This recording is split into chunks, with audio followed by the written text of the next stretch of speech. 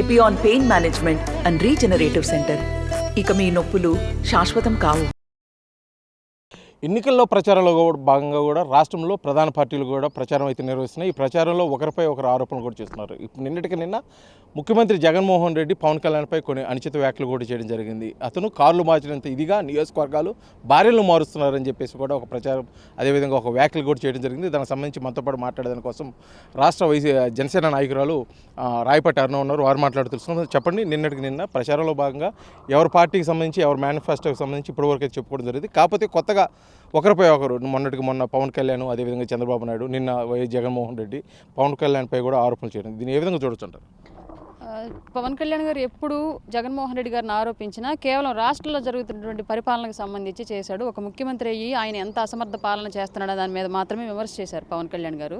But Jaganmohan Reddy అనే వ్యక్తి ఎప్పుడు చేసిన ఈ 5 ఏళ్ల పాలనలో తను ఏ రోజు ప్రతిపక్షాలను విమర్శించినా వ్యక్తిగతంగా మాత్రమే విమర్శించారు. దాంట్లో భాగంగానే కొత్తగా ఏమీ లేదు, పాడిందే పాట పాడాడు. నిన్న కూడా పవన్ కళ్యాణ్ గారు వ్యక్తిగత జీవితం గురించి విమర్శించారు.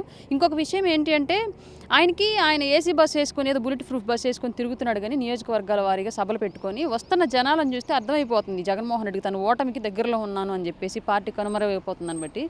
అందువల్ల వచ్చిన ఫ్రస్ట్రేషన్లో ఇష్టం వచ్చినట్టుగా మాట్లాడడం మొదలుపెట్టాడు జగన్మోహన్ రెడ్డి. దాంట్లో భాగంగానే నిన్న హత్యా ప్రయత్నం అని చెప్పేసి గులకరాయి నాటకం ఆడి, గులకరాయితో చచ్చేది ఎవరండి, అసలు చంపడానికి గులకరాయి ఇసిరేసేది ఎవరండి, మరి గులకరాయికి చచ్చే పనితే వివేకానంద రెడ్డికి అంత పెద్ద గొడ్డలు ఎందుకు వాడాడండి ఈయన చంపించడానికి?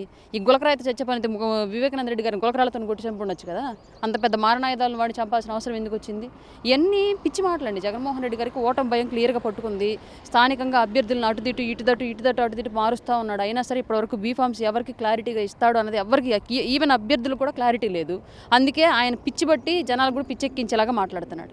అయితే జగన్మోహన్ రెడ్డి మీద జరిగిన రాళ్ల దాడిలో కూటమి ప్రమేయం ఉందని చెప్పేసి వాళ్ళు ప్రధానంగా ఆరోపిస్తున్నారు. అయితే దాంట్లో కూటమి ప్రమేయం లేదంటారా? జగన్మోహన్ రెడ్డి గారు వేసినటువంటి కోడికత్తి డ్రామా సక్సెస్ అయినట్లుగానే ఈ గులకరాయి డ్రామా కూడా సక్సెస్ ఇది అనుకున్నాడండి. ఒక గులకరాయి 2 తలకాయ అనే డ్రామా స్టార్ట్ చేశాడు. కానీ 2 తలకాయలకు ఎలా తగిలింది అనే దాని దగ్గర వచ్చిన చర్చ సోషల్ మీడియాలో దేశవ్యాప్తంగా పెద్ద ఎత్తున అపహాస్యం పాలాడు ఈ జగన్మోహన్ రెడ్డి. ఇందులో ప్రతిపక్షాలకు ఎలాంటి సంబంధం లేదు. కేవలం వీళ్ళు జనాల్ని డబ్బులు ఇచ్చి తరలించి, డబ్బులు ఇస్తామని చెప్పేసి మోసం చేసి తీసుకెళ్లి డబ్బులు ఇవ్వలేదు, కేవలం మందు సీసాలు చేతిలో పెట్టి వెళ్ళిపోయారన్న ఉద్దేశంతో ఎవరు ఆకతాయిలు రాళ్ళు వేశారు. అందులో భాగంగానే జగన్మోహన్ రెడ్డి గారికి తగిలింది అన్నట్టుగా వీళ్ళు క్రియేట్ చేసి పోలీస్ యంత్రాంగం ఈరోజు చెప్తుందండి. మరి ప్రతిపక్షాల మీద ఈ రాయి డ్రామాను కూడా ఎందుకు రుద్దాలి అనుకుంటున్నాడు? ప్రజలు ఇంకా ఈ రాళ్ల దాడుల్ని, ఈ కత్తుల దాడుల్ని నమ్మి ఇంకా ఓట్లేస్తారని చెప్పేసి అనుకుంటున్నారు. నాకు అర్థం కావట్లేదు. 5 ఏళ్ళు ఈ అసమర్థ పాలన చూసి ప్రతి వర్గం రాష్ట్రంలో విసిగిపోయింది. విసిగిపోయిన వాళ్ళు ఈసారి రాళ్లు వేయడం కాదు, రాళ్లతో పాటు చెప్పులు కూడా వేసి జనాలు కొట్టేలా ఉన్నారు. కానీ ఈ నాడించుకుని ఈ రాళ్ల డ్రామాలను చూసి ఓట్లేసేలాగైతే లేరండి. గతంలో పవన్ కళ్యాణ్ కానీ, అదేవిధంగా నారా చంద్రబాబు నాయుడు గారు కానీ బహిరంగ సభల్లో వాళ్ళు రాళ్ళతో కొట్టండి, వాళ్ళని తరిమి కొట్టండి అనే ఒక ప్రచారం అయితే కూడా, అదేవిధంగా ప్రసంగం కూడా చేయడం జరిగింది. అందులో భాగంగానే రాళ్ళు దాడి జరిగిందని చెప్పేసి వైసీపీ శ్రేణులు, అదేవిధంగా పోలీసులు కూడా గట్టిగా భావించి నిన్న ఒక కుర్రోడ్ను కూడా విచారణ కూడా చేయడం జరిగింది. విజయవాడకు సంబంధించి, ఒడ్డిపాలెంకి సంబంధించిన కుర్రోడు కూడా. ఇందులో వాస్తవం లేదని మీరు చెబుతున్నారు, ఇది ఏ విధంగా చూడొచ్చు అంటారు? పూర్తిగా గతంలో జగన్మోహన్ రెడ్డి ప్రతిపక్షంలో ఉన్నప్పుడు ముఖ్యమంత్రి అనే వ్యక్తి ఇచ్చిన హామీలు నెరవేర్చకపోతే కనిపించిన దగ్గర కాల్ చేయండి అన్నారండి అప్పట్లో చంద్రబాబు నాయుడు గారిని. మరి వీళ్ళు కాల్ చేశారండి? ఎవరైనా సామాన్యులు ఎవరైనా ఆ విషయం తీసుకుని కాల్ చేయడం జరిగిందా? లేదంటే కేవలం ప్రసంగాల్లో ఉన్న వాస్తవాలను మాట్లాడుకునే కనుక చేసినట్టయితే ఈ సిద్ధం సభల్లో జగన్మోహన్ రెడ్డి సొక్కాలు మడత పెట్టండి, జనాలను కొట్టండి అని చెప్పేసి ఇతని సభల్లో పవన్ కళ్యాణ్ గారిది, చంద్రబాబు నాయుడు గారిది, మోడీ గారిది వీళ్ళ బొమ్మలు పెట్టి కిక్ బాక్సింగ్ లాగా ఆడించాడండి. తాగి వాళ్ళు గంజాయి పోపించేసి.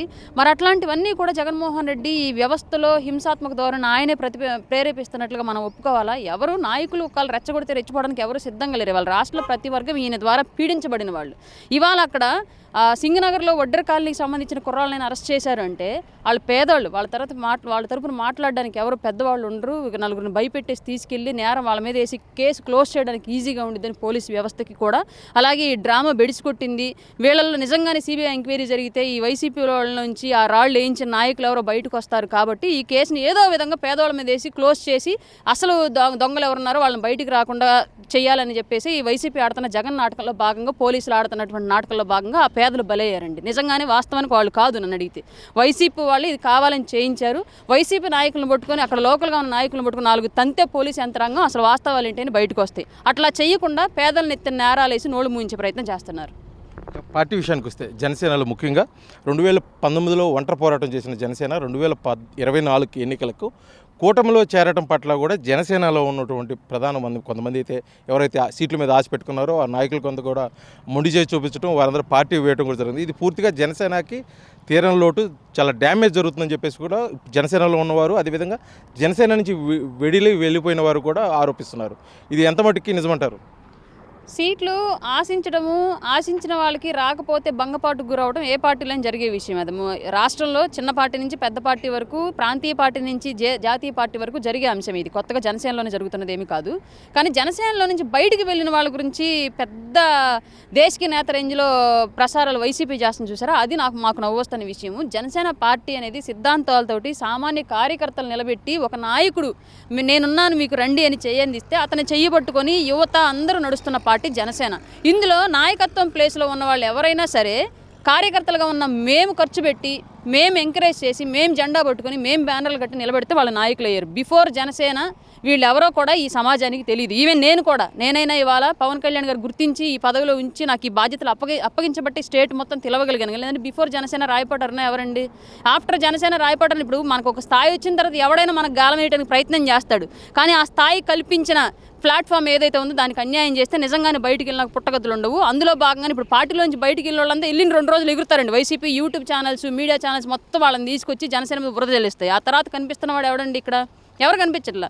అందులో భాగంగా రీసెంట్గా పార్టీలోంచి బయటికి వెళ్ళిన వాళ్ళు కూడా ఒక్క ఎలక్షనే పరమావధిగా సీటు కోసము, లేదంటే ఏదైనా నామినేటెడ్ పోస్టుల కోసము, లేదంటే పక్క పార్టీలు ఇచ్చే ప్యాకేజీలని దండుకోవడం కోసము కోవర్ట్లుగా వ్యవహరించి పార్టీలోనే ఉంటూ పక్క పార్టీల దగ్గర డబ్బులు తీసుకొని పార్టీని చంపేస్తూ ఉండడం కోసం కనుక జనసేనలో ఉండే పని అయితే ఏదో ఒక రోజు ఇట్లాంటి వాళ్ళంతా బయటికి వెళ్ళాల్సిందే.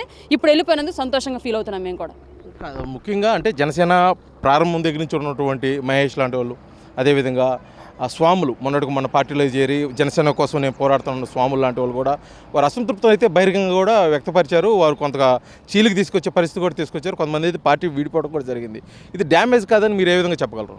జనసేనలో చీలికలు అనే కాన్సెప్ట్ లేదండి. మీరు అన్నట్టుగా పేర్లు ప్రస్తావించారు. ఆమంచి స్వాములు గారు ఏం పార్టీని వదిలి బయటికి వెళ్ళట్లేదు. ఆయన ఇప్పటికీ పార్టీలోనే ఉన్నాడు. నాకు తెలిసినంత వరకు ఆయన గురించి నాకున్న నాలెడ్జ్ ప్రకారం పార్టీని అయితే వదిలి వెళ్ళడు. అధ్యక్షుల వారికి పిలిపించి మాట్లాడితే ఆయనకి ఏదో ఒక అష్యూరెన్స్ ఇస్తే, ఏదో ఒక బాధ్యత అప్పచెప్తే అఫీషియల్గా దాని మీద పని చేసుకోవాలి. ఫర్దర్గా ఆయన ప్రాతినిధ్యం వహించాలి అనుకుంటున్నటువంటి గిద్దలూరు నియోజకవర్గానికి సంబంధించి తర్వాత అయినా సరే ఆయనకు బాధ్యతలు కావాలనే ఉద్దేశంతో ఆయన మాట్లాడుతున్నారని నా దృష్టికి వచ్చిన విషయం. అది క్లియర్గా నేను ఆయనతో మాట్లాడినప్పుడు కూడా నాకు చెప్పిన విషయం అది. పార్టీని అయితే వదిలి వెళ్ళరు. ఇక మహేష్ గారి విషయం అంటారు, ఇందాక మీకు చెప్పాను, మేము జెండాలు కట్టి, మేము బ్యానర్లు కట్టి, మా జేబుల్లో డబ్బులు పెట్టుకొని మా బండ్లు వేసుకొని మేము వెనకాల తిరిగితే వీళ్ళంతా నాయకులు అయ్యారు. ఇప్పుడు చూడండి ఏమైద్దో. ఇవాళ ఎలక్షన్ కాబట్టి జగన్మోహన్ రెడ్డి చిన్న స్థాయి వార్డు మెంబర్ నుంచి సర్పంచ్ దగ్గర నుంచి అందరినీ కలిసి దగ్గరికి వస్తున్నాడు. ఆ తర్వాత ఆఫ్టర్ ఎలక్షన్ ఏం జరిగిద్ది అనేది వాళ్ళ పార్టీలో ఉన్న ఎంపీలని, ఎమ్మెల్యేలని, ఎమ్మెల్సీలను అడగండి. 150 మంది గెలిచారని బలంగా చెప్పుకుంటున్నాడు. బట్ ఈ రోజు వరకు 150 మంది ఎంతమంది జగన్మోహన్ రెడ్డి దగ్గరికి వెళ్ళి మాట్లాడుంటారో మీరు అడగండి, తెలుస్తుంది మాకు మీడియా మిత్రులుగా. అదే పరిస్థితి రేపొద్దున పోతిన మహేష్ కూడా పట్టిద్ది. కాకపోతే పార్టీలో మీకు అసంతృప్తి ఉండి బయటికి వెళ్ళిన వాళ్ళు సిద్ధాంతపరంగా మాట్లాడండి, పొలిటికల్గా విమర్శించండి. వ్యక్తిగత జీవితాల జోలికి వస్తే మీ వ్యక్తిగత జీవితాలు ఏంటి అనేది మేము బయట పెడతాం అనడానికి చాలా ఎగ్జాంపుల్స్ ఉన్నాయి. ఎందుకంటే మాతో పాటు తిరిగి మమ్మల్ని అందరినీ కిందకి అనగదొక్కుతూ మీరు పైకి ఎదిగారు కాబట్టి మీ అందరి బతుకులు మాకు తెలుసు.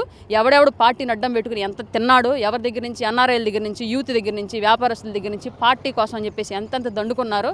పార్టీకి ఫండ్స్ ఇస్తే లోకల్గా ఉన్నటువంటి నాయకులు, అక్కడ ఉన్నటువంటి నాయకులు కలిసి ఆ పార్టీకి వెళ్లకుండా మీ అకౌంట్లోకి ఏ విధంగా చెక్కులు మార్చుకొని తిన్నారో మా అందరికీ తెలుసు. ఇవన్నీ మాతో బయట పెట్టించే పరిస్థితులు అయితే మీరు తెచ్చుకోవద్దు. ఇది మొత్తానికైతే కూడా అధికార పార్టీ అంటే వైసీపీ కేవలం ఓటమి భయంతో ఇటువంటి ఆరోపణలు చేస్తూ వ్యక్తిగతంగా అయితే దూషిస్తుంది. అదేవిధంగా కూడా పార్టీని వీడిపోయిన జనసేన పార్టీని వీడిపోయిన వారి గురించి పెద్దగా ప్రమాదం ఏమీ లేదు. మేమైతే ఖచ్చితంగా ఎవరైతే నాయకులుగా ఉన్నారో వాళ్ళనే గెలిపించుకునే పరిస్థితి అయితే జనసేన, అదేవిధంగా టీడీపీ, బీజేపీ కూటమికి ఉంది. ప్రస్తుతం ఇప్పుడు వైసీపీ చేస్తున్నటువంటి ఆరోపణలు కేవలం అర్ధరహినవి. వాళ్ళు మొదటి నుంచి కూడా వ్యక్తిగత ఆరోపణల మీదే దృష్టి సారించే తప్పితే అభివృద్ధిపై కూడా ఎటువంటి దృష్టి సారించలేదు. కాబట్టి ఆ మాటలు మేము పట్టించుకునే పరిస్థితి లేదు. మరోసారి ఇటువంటి పునరావృతి మటుకి మా యాక్షన్ వేరే విధంగా కూడా ఉంటుందని చెప్పేసి రాయపట్టారని అయితే తెలియజేస్తున్న పరిస్థితి. వీడియో జర్నలిస్ట్ లక్ష్మణ్తో శ్రీనివాస్, ఆర్టీవీ, ఒంగోలు, ప్రకాశం జిల్లా. మరిన్ని వీడియోస్ కోసం ఛానల్ ని సబ్స్క్రైబ్ చేయండి. లేటెస్ట్ అప్డేట్స్ కోసం వాట్సాప్ ఛానల్ ని ఫాలో చేయండి. అండ్ లింక్ డిస్క్రిప్షన్ లో ఉంది.